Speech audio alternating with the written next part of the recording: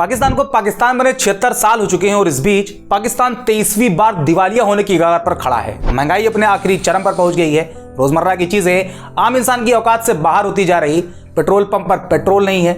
Dollar के मुकाबले पाकिस्तानी रुपया बुरी तरीके से टूटता जा रहा और पाकिस्तानी गवर्नमेंट पाकिस्तान को दिवालिया होने से बचाने के लिए कर्ज लेने की जगह तलाश रही, लेकिन अभी तक उसे नाकामी ही मिली है क्योंकि IMF बगैर कर्ज दिए पाकिस्तान से चला गया है। पाकिस्तान इस टाइम बुरी तरह फंसा हुआ है, बिल्कुल वैसे ही जैसे पिछले साल श्रीलंका के हालात थे। पिछले एक साल के अंदर पाकिस्तान एशिया की दूसरी कंट्री है जो तबाह होने की कगार पर है। श्रीलंका और पाकिस्तान की तबाही में कई चीजें कॉमन है, जिसमें एक खास रीजन है चाइना।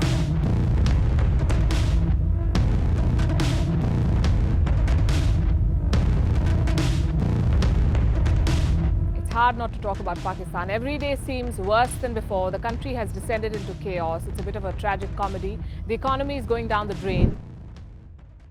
पाकिस्तान और श्रीलंका में जो चीजें कॉमन है पहले उसे समझ लेते हैं। इन दोनों देशों की तबाही में 5 चीजें कॉमन है। पहला, ये दोनों देश काफी टाइम से पॉलिटिकल इनबैलेंस से जूझ रहे। इन दोनों देशों के पॉलिटिशियन के काम करने का जो तरीका रहा है उससे देश सिर्फ बर्बाद ही हुआ है। दूसरा, इन दोनों देशों की इकोनॉमी एक्सपोर्ट से कहीं ज्यादा इंपोर्ट पर डिपेंडेंट है, जिस वजह से इनकी इकोनॉमी कभी बूस्ट कर ही नहीं पाई। तीसरा, जिस तरह श्रीलंका के दिवालिया होने से ठीक पहले वहां का विदेशी मुद्रा भंडार बिल्कुल खत्म होने की कगार पे था, बिल्कुल उसी तरह आज पाकिस्तान के हालात हैं। पिछले एक साल में पाकिस्तान का विदेशी मुद्रा भंडार 1/3 नीचे जा चुका है और इससे पाकिस्तान मुश्किल से 1 महीने से कम का इंपोर्ट बिल पे कर सकता है। चौथा, इन दोनों देशों पर अच्छा खासा कर्ज है। पाकिस्तान के कर्जे की बात करें तो उस पर 59,697.7 बिलियन रुपए कर्ज है, यानी पाकिस्तान के टोटल GDP का 89% हिस्सा, जबकि साल 2016 में यही डेप्ट पाकिस्तान के टोटल GDP का 61%, 2017 में 60.86%, 2018 में 64.82%, 2019 में 77.5%, 2020 में 79.56%, जबकि 2021 में पाकिस्तान के कर्जे में कमी आई और टोटल डेप्ट उसके टोटल GDP के 74.91% पर आ गया।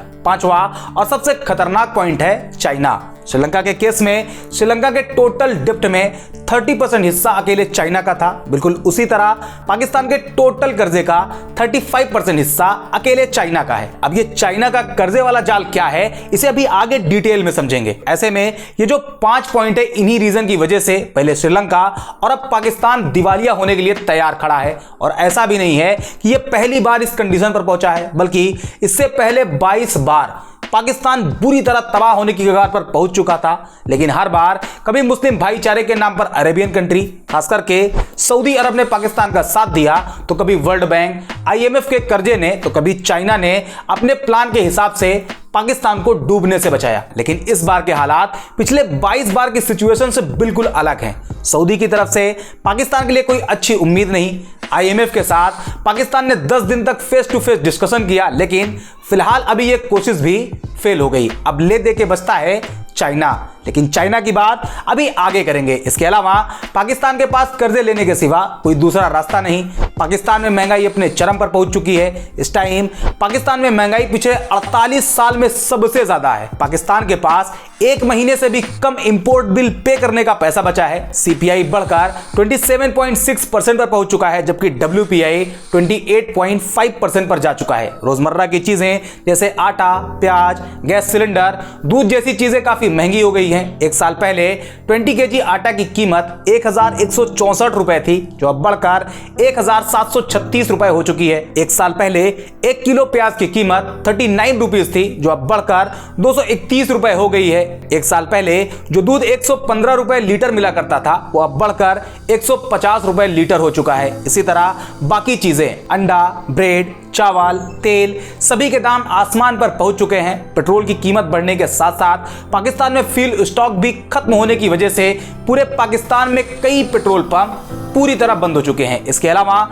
पाकिस्तान का इलेक्ट्रिसिटी सिस्टम पूरी तरह क्रैश कर गया था। पावर ग्रिड फेल हो गई थी, जिसकी वजह से पूरे पाकिस्तान में करीब 200 मिलियन लोग इस सिचुएशन को झेल रहे थे। ओवरऑल देखा जाए तो सिमिलर सिचुएशन क्रिएट हो रही। जिस तरह श्रीलंका का सिस्टम एक एक करके कोलैप्स होता दिख रहा था, बिल्कुल उसी तरह पाकिस्तान के हालात भी बन चुके हैं। ऐसे में अगर पाकिस्तान को कहीं से कर्ज मिल जाता है तो ठीक, नहीं तो पाकिस्तान श्रीलंका के बाद एशिया की दूसरी कंट्री होगा जो पिछले 1 साल के अंदर दिवालिया हो जाएगा। पाकिस्तान और श्रीलंका के इस हाल में पहुंचने में चाइना अहम रोल प्ले करता है। कैसे?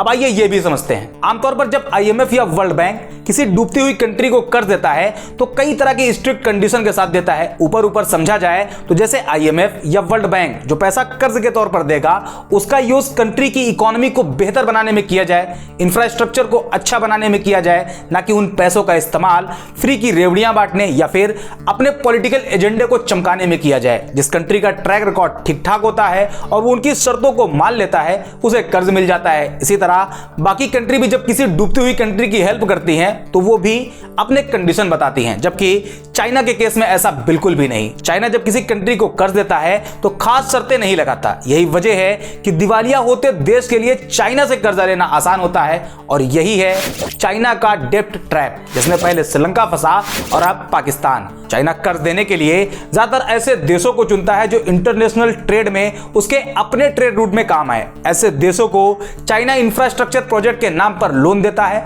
और वो उसी प्रोजेक्ट के लिए किसी कंट्री को लोन देता है जो कहीं ना कहीं चाइना के लिए जरूरी होता है। जबकि अगर देखा जाए तो चाइना किसी देश को जिस प्रोजेक्ट के लिए पैसे देता है वो उस देश के लिए जरूरी नहीं होता, लेकिन उस देश की गवर्नमेंट अपने पॉलिटिकल एजेंडे के तहत चाइना से पैसे ले लेती है। फॉर एग्जांपल श्रीलंका को देखते हैं। श्रीलंका इंटरनेशनल ट्रेड रूट में चाइना के लिए एक अहम रोल प्ले करता है। यही वजह थी कि चाइना ने श्रीलंका को साल 2000 से लेकर 2016 तक करीब $12 बिलियन कर्ज के तौर पर दे दिए। शर्त रखा कि इन पैसों का ज्यादातर इस्तेमाल श्रीलंका अपने हम्बनटोटा पोर्ट को बनाने में लगाए।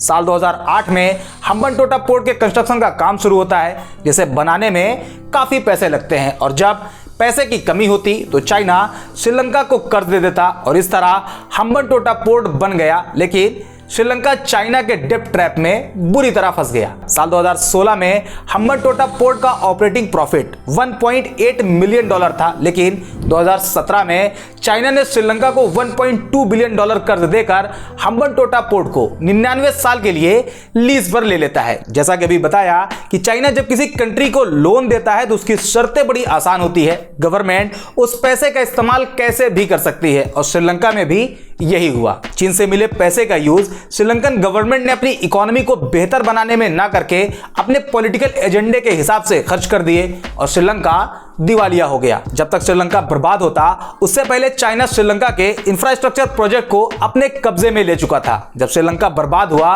उस टाइम उस पर उसकी टोटल GDP का 30% कर्ज अकेले चाइना का था। उसके बाद वहां का क्या हाल हुआ वो पूरी दुनिया ने देखा। बिल्कुल इसी तरह चाइना ने पाकिस्तान को अपना शिकार बनाया। चाइना ने पाकिस्तान को जो लोन दिए उसका ज्यादातर हिस्सा China Pakistan economic corridor CPEC के नाम पर दिया, क्योंकि चाइना इस कॉरिडोर को स्ट्रेटेजिक तौर पर काफी जरूरी मानता है। जब तक CPEC का काम चल रहा था चाइना पाकिस्तान को एक के बाद एक लोन देते जा रहा था, लेकिन जब यह प्रोजेक्ट लगभग पूरा हो चुका है तो चाइना ने इसमें एक तरह से इन्वेस्ट करना बंद कर दिया और श्रीलंका के बाद पाकिस्तान चाइना के डेब्ट ट्रैप में फंस गया। अब चाइना के लिए सेम सिचुएशन एक बार फिर से क्रिएट हुई।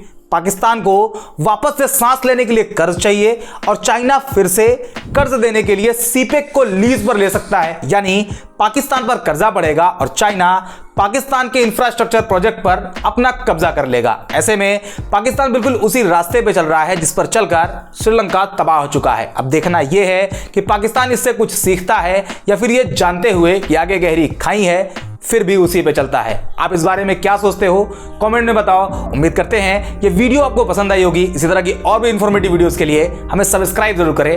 मिलते हैं अगले वीडियो में।